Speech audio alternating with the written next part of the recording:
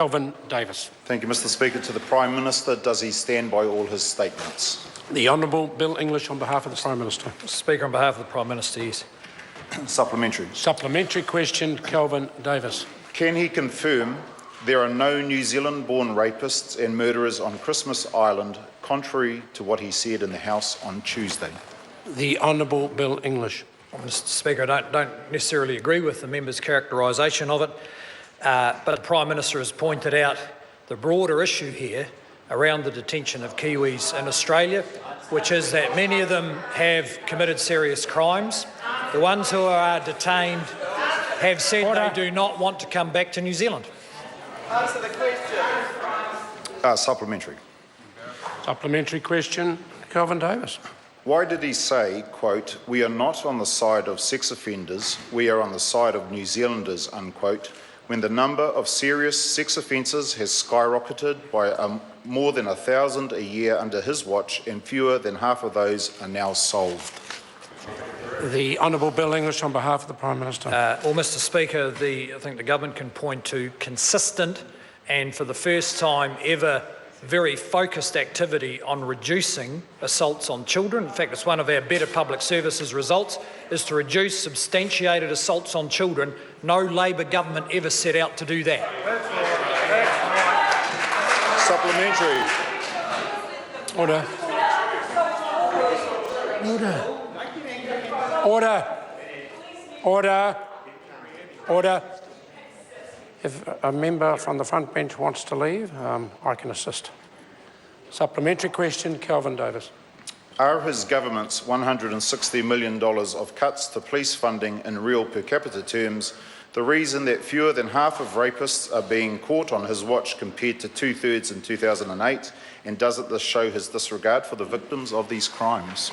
The Honourable Bill English on behalf of the Prime Minister. Well, Mr. Speaker, on behalf of the Prime Minister, first the member should understand policing is a matter for the Police Commissioner, not the Prime Minister. Well, it's an important constitutional distinction, which clearly the Labor Party doesn't understand. Secondly, policing excellence and policing excellence for the future, the two change programs that police have implemented, are the most intelligent, community-focused and preventative-focused policing New Zealand has ever seen. It may be true, it may be the case that reporting of domestic and sexual violence is higher. That indicates confidence that the police are increasingly able to deal with this scourge in our society. And the police have the full support, and I'm sure they would tell the member they have the full support in the government in addressing these serious issues. Supplementary question, Kelvin Davis. Doesn't the dramatic rise in unsolved sex crimes on his watch show he is a hollow man, happy to hurl insults in the House, but failing to keep Kiwis safe in their homes? The Honourable Bill English on behalf of the Prime Minister. Well, the member does himself no good by crassly overstating his case. Well, it's true. It's true. It's true. The reporting of sexual crime has increased because there is more confidence that it's better understood and better dealt with. And just by way of example, this government inherited a complete shambles of government programs aimed at vulnerable children and family violence. In fact, it took several years to find all the bits of a shambolic, unpredictable set of interventions set up by the Labor government. And they should go and ask groups like the family violence prevention groups and Women's Refuge, and they will tell that member he has no idea what he's talking about. Order. And he's meant to be... Order. Order. The answer's now going on for too long. Supplementary. Supplementary question. Order. Supplementary question, Kelvin Davis. Has he ever said a person was suitable to be a minister in his government while knowing that person was under investigation for sex offences? Order. Order.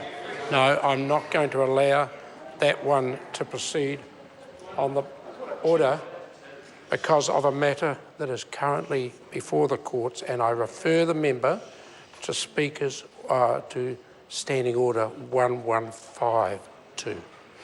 I will allow the member to replace that supplementary question. Point of order.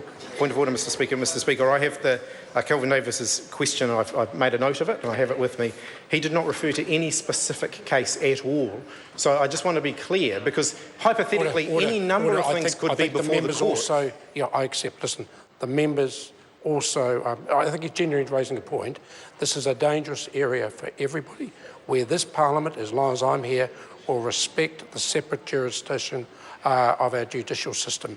I think it's a dangerous question. I'm ruling it out. But I'm going to replace it with an additional supplementary for the benefit of the member, and I won't entertain further discussion, because that, of course, defeats the very purpose of Standing Order 115.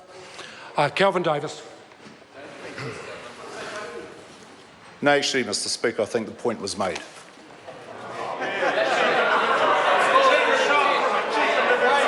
Question, order.